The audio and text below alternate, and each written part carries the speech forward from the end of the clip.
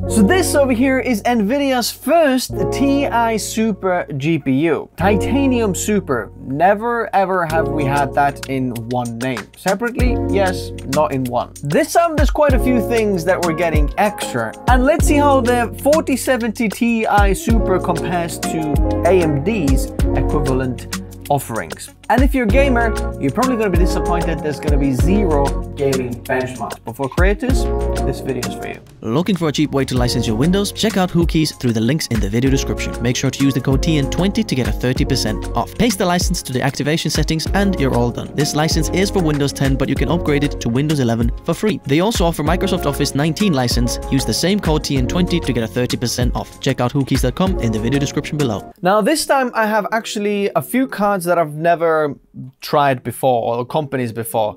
I've got the ASUS ROG STRIX model, which is one of the top-end GPUs that you can get from ASUS. Then we have Palit here, and this is the Jetstream 4070 Ti Super. And we've got Zotac Trinity Black 4070 Ti Super.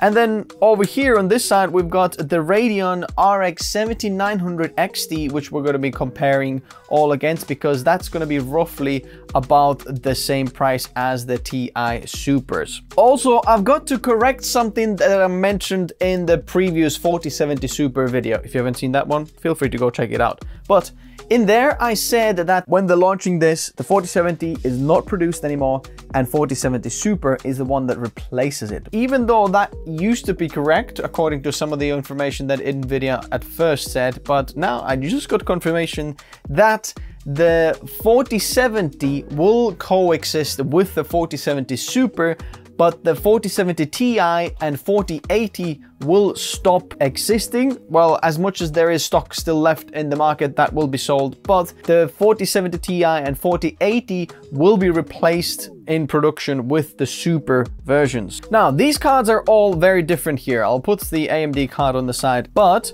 the Zotac card, which usually is one of the largest cards, especially when we get to the 4080 and 4090, it's very, very big and very, very long. Here you can see that the Zotac card is the absolute smallest. The Strix is massive, absolutely huge, but it does have something extra as well. The body is very, very rigid and the card just does not bend there at all. All of the, look at this frame, you can see that frame goes all the way around, so that card doesn't bend as much as the Zotac card can.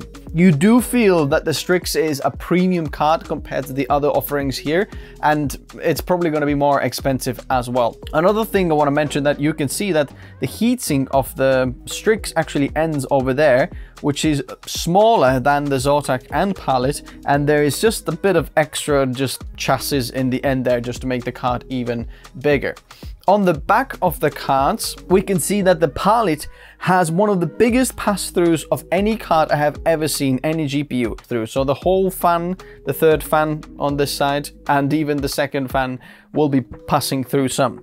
Then the Strix has quite a big pass-through here as well, and then Zotac a little bit there as well. Now, the backplate design, I actually got to give some credit to Palit here, because this card is all blacked out, very square, very minimalistic. It doesn't say gaming anywhere. There's no random RGB. So it's a very nice kind of stealth card if you're looking for something that's just works and is perfect. You'll get some benchmarks in a minute. The Zotac card, even though being blacked out, they still use the same backing plate as before. So we do have a little bit of a silver edge compared to this blackout edge. If you look at the 4070 Ti, you can see that that was a little bit of a silver edge around there. Now, I like the black version more, but I wish it was similar design with the backplate. You can see the backplate is not black, and this is the part that you see most of your GPU, unless you vertically mount it in your system. Another thing I do want to mention is that when testing these cards, I noticed that the 12-volt high power plug on all of these GPUs is,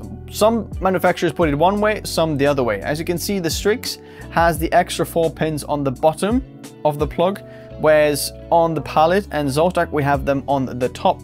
Now, when the extra 4 pins are on the top and you have to plug the GPU in, I guess if you don't do a lot of testing and GPU exchanging, that's not a big problem. It's much easier to replace the cable with the ASUS one when you have the little mechanism lock on the top there. It's much easier to pull it out, whereas on the Palit and Zotac, you have to get your finger underneath, kind of inside the GPU there, because it's underneath, which is a little bit harder to do. Now here you can see how big the Strix card is. It's absolutely massive.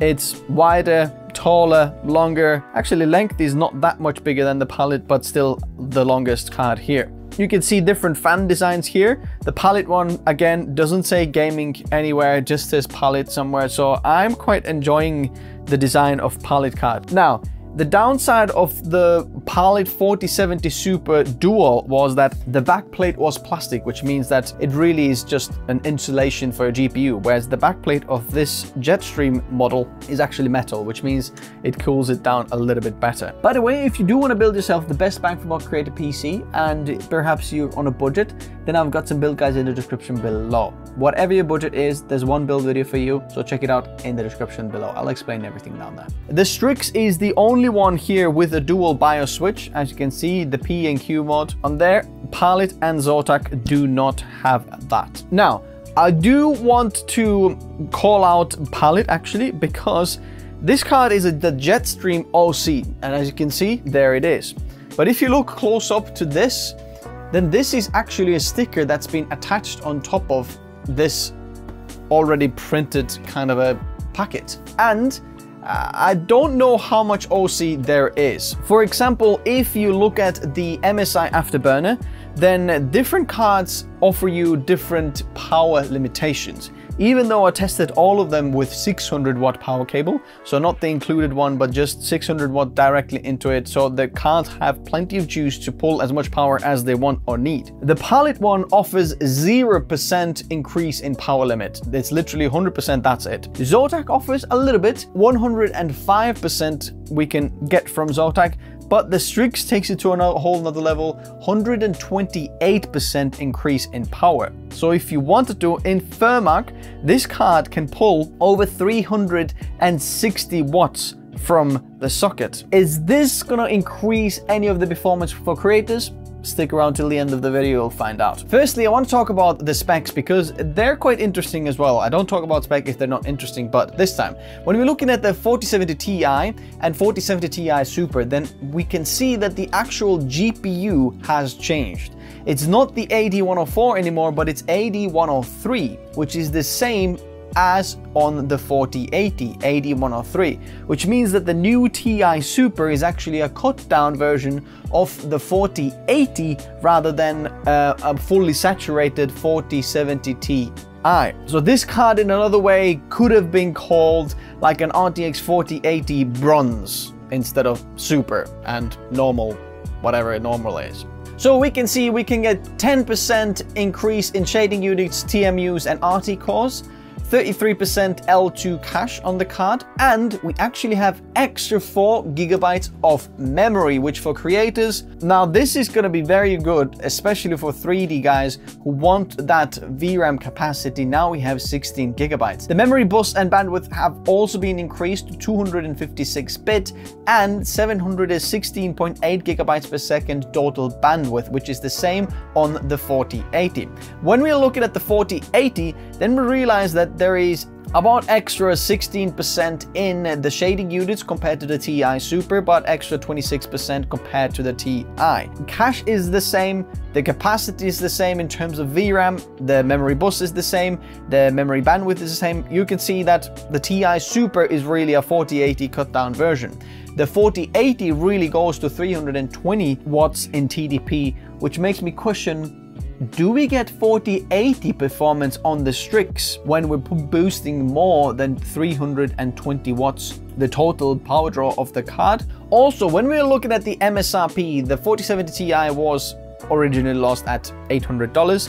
So is this 4070 Ti Super. But some of these cards are non-MSRP cards and some of them are MSRP cards. For example, the Strix, no chance this is going to be at MSRP. It's going to be more expensive because it's going to be OC card, better card. This is a high-end card here. So I'm going to leave all these cards in the description below if you want to pick them out. And if you're wondering how I'm testing my GPUs, I'm going to leave the test bench in the description below as well, so you can check that out.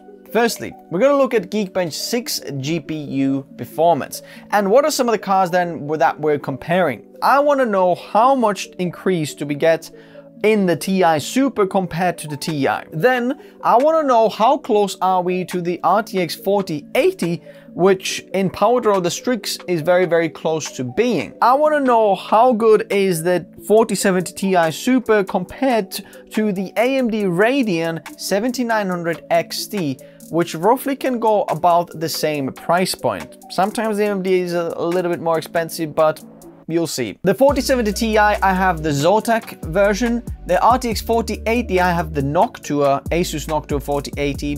And the 7900 XT, I have the ASUS TUF version. The 4070 Ti is about 2.4 to 3.5% slower in the OpenCL and Vulkan scores in Geekbench 6. The 4080 is 13% faster in the OpenCL scores, but about the same in Vulkan scores. The 7900 XT is 34% slower in the OpenCL, but slightly faster in the Vulkan scores. So now we know where these cards roughly perform, about the same. Now, firstly, photo editing. I have Geekbench 0.93.7 for Photoshop 25, and we can see that the 4070 Ti is slightly faster than the Ti Super.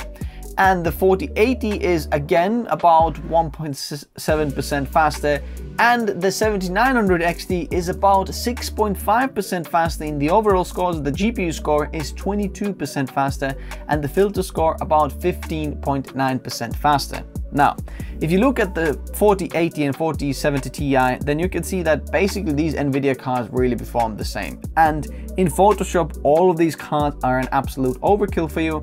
And if you really want the best bang for buck card for Photoshop, I actually recommend checking out my ARC A750 review, where you can get something at less than half the price, which actually performs better in photo editing, so go check that one out. But if Photoshop is just part of your editing workflow, you can see that the AMD cards actually do much better in Photoshop, especially in the GPU score.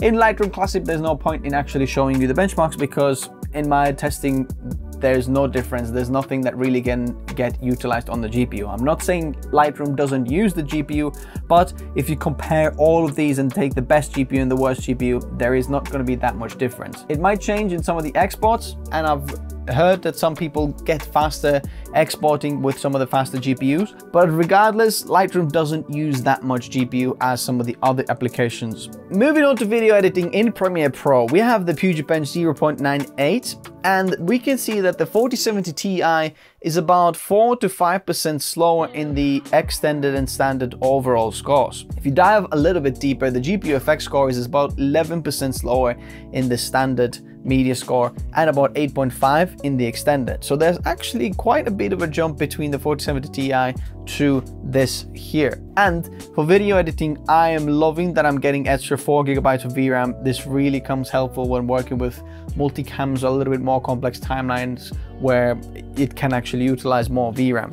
The RTX 4080 is still faster than the Ti Super, about 2 to 3% faster. Bear in mind the interframe and raw scores were really trading blows. The 4080 is only marginally faster. So I would argue the 1 to 3% faster on the 4080, you're probably going to be better off spending this on the 4070 Ti because of the massive price difference. And you can see that the 7900 XT is 4 to 10% faster than the Ti Super. So if you do use H.264 Media in Premiere Pro, the AMD card is actually not that bad, especially in long GOP scores. You can see 32% faster. That's absolutely insane. Obviously in GPU effects and the raw score, the Nvidia cards are a little bit better, but long GOP for a long time has been better on the AMD card. And bear in mind, the AMD card has 20 GB of VRAM compared to 16. Moving on to After Effects, and we have the Geekbench 0.96 here. The 4070 Ti is about 5.4% slower in the overall scores. The tracking score, interestingly, is a little bit faster on the Ti. The 4080 now here is about 5.6% slower, and the 7900 XT is slower again. But I do want to mention that in After Effects, you're most likely bottlenecked by your RAM capacity or CPU rather than the GPU. GPU does accelerate some things, but it's most likely not going to be the main bottleneck in there. I highly recommend checking out the whole GPU, where I tested all of the GPUs for After Effects video earlier on this year, and you can see how there is not that much of a difference between the best and the worst GPU for After Effects. Now we have Geekbench for Davinci Resolve Studio, and the 4070 Ti is about 2.3 to 2.4% slower. We're getting a little bit of an increase, but it's not really noticeable. But the most surprising and interesting thing is we're really about the same as RTX 4080. As you can see, the standard and extended overall scores are really the same. The 4080 does have faster or better GPU effects, but really this Ti Super is about the same as 4080 in Davinci Resolve. And the 7900 XT is about 14 to 19% faster in Davinci Resolve. So if you do use Davinci Resolve, the AMD card actually performs better. Now, which one should you get? Wait till the end of the video because the conclusion is a little bit interesting. Moving on to 3D, firstly V-Ray. And here we can see that the 4070 Ti is about 13 to 15% slower compared to the Ti Super. So we're starting to get a little bit of an increase. So if you're doing 3D, you'll really start to see the difference now here. But the 4080 is actually not as close as on the previous applications. 4080 is about 10 to 12% faster in the CUDA and RTX scores, and the AMD card does not support V-Ray, so we're gonna have to give it an L there. Blender 4070 Ti is about 8 to 12.8% slower in the monster, junk shop and classroom scenes. The RTX 4080 is on another level, about 14 to 18.6% faster in the monster, junk shop and classroom scenes. So we're really not catching the 4080 up in the 3D. And the 7900 XT is more than twice as slow, or the 4070 Ti is more than twice as fast. Twice as slow, we don't really say that, do we? But it is 56% slower, which means that, as you can see the scores, 4070 Ti Super is more than double the performance. And in classroom scenes, we're about 2.5 times as fast as the 7900 XT. But now comes the difference where I wanted to see which one of these cards is the fastest. Tested all of these cards separately, and we can see that in Blender, the Strix card is the fastest. But also I added the score with the Strix OC. So we go to MSI Afterburner, max out the power limit,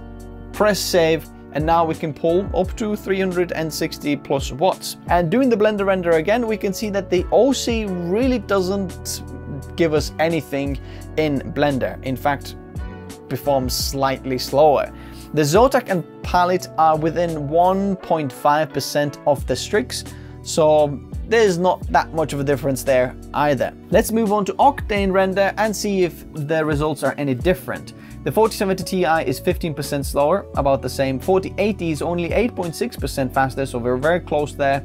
7900 XT again is not supported there, so that's sad news for AMD. Looking at the different cards here, the Zotac card is 0.7% slower and Palit about 0.6% slower, which is really the same. And when adding 128% power limit for the Strix, we're not getting any performance difference either. Maybe Redshift is different. Looking at the 4070 Ti, which is about 17.2% slower, and the 4080, which is about 15% faster, you can see that the 4070 Ti Super really slots just in the middle somewhere over there. The 7900 XT is 45% slower. That is a huge win for Nvidia in any of the 3D applications. But what about the different cards? The Zotac card, interestingly here, is about 5.5% faster, and the Palit about 4.8% faster compared to the Strix. I couldn't believe that, but interestingly, those cards do perform faster, slightly faster. And when enabling the OC on the Strix, I'm actually getting 6.7% slower scores compared to the non-OC BIOS or power limit. And the power draw. Now the 4070 Ti Super is pulling 285 watts, which is the same as the 4070 Ti. So from Ti to Ti Super, we're not getting any power increases, but the rest of the things get increased, which is good news because we're getting more performance at the same power draw. The RTX 4080 is 320 watts, so about 40 watts more, and the 7900 XT is even more at 330 watts. So, in conclusion, is it worth getting, and which one of these cards should we be getting? Is it worth getting a Strix compared to the other ones? Here's the deal. Now, as a creator, overclocking your card really isn't any different. Now, I could have increased the clock speeds and memory clock speeds also and really overclock the card, and then the Strix would have come out with the best results. The point is, in creative applications, the stability of the card is so much more important than overclocking of it. So creators 99.9% of the time will not overclock the GPU because it's just not worth it. And as you can see, even if we could do it, we're not really getting any more performance increase in our GPU rendering. Now, for gaming, yes, that might be a little bit different, and when this is not your job, perhaps you can, take the risk of overclocking and seeing how much you can get performance out there. But if you're just asking me, is it worth getting the Strix card because it's faster than the Palit or Zotac, then no, the Strix card isn't faster. Is the Strix card better? Now that's the question, because the Strix does have better build quality, you can feel it in there, and perhaps you can say that the Strix will last you longer if you constantly hammering it because it's got better cooling. It's a little bit more premium card compared to the Zotac and Palit one. But who can test that? How do we know that? Because some people say, oh, my Strix just blew up and I had to return it and it was a nightmare. And some people say the same about Palit and the same about Zotac. I guess we have to read some more reviews of cards, but at first we don't know that. Looking at the cards, I'd say the Strix is the best build quality, but I really like the Palit design as well. Zotac is probably the most affordable one in the bunch there. I mean, check out the Palit one as well. I'm not sure how this is priced there, but what impresses me with the Palit is the black design, the kind of stealth design, no RGB, no faffing around, just give us the GPU and here we go. What about the RTX 4070ti Super then? Regardless of which model you go for, is it worth getting? And I would say yes, because for photo and video editing, especially for video editing, you're basically getting an RTX 4080 performance at a much lower price, which is a big win for creators. We got the VRAM increase, we got the memory bus, so now this 4070ti Super really is a real 4080. And I'm happy to recommend that really don't get the 4080, get the 4070ti Super instead, because it's going to be cheaper, and the few percent that the 4080 is going to be faster in some of these cases, really the price point for the 4080 does not make sense. At $1,200 plus compared to $800, something like that with this one, this makes so much more sense. This 4070ti Super also has dual encoders, which actually gives quite a bit more increase in performance compared to the 4070 Super and non-Super, because they don't have the dual encoders. The 4070ti and above will have, which these cards do have. Should you get the Ti Super instead of the AMD card? Well, for photo and video editing, it might make sense to go with AMD. The big question about AMD, what's circling around, is the stability of the cards, because the Nvidia Studio drivers are known to be more stable than the AMD cards. The pure performance, if we take the stability on the side, AMD is faster in video editing and photo editing than these cards, perhaps even at lower price point, which really makes the AMD card very, very appealing. For 3D, Nvidia gives it a huge W, and AMD really doesn't get anything in 3D. For 3D, I wouldn't get an AMD card. Only consider this for video and photo editing. I do have actually a little secret for you. This card here is not actually an RX 7900 XT from AMD. It's something different.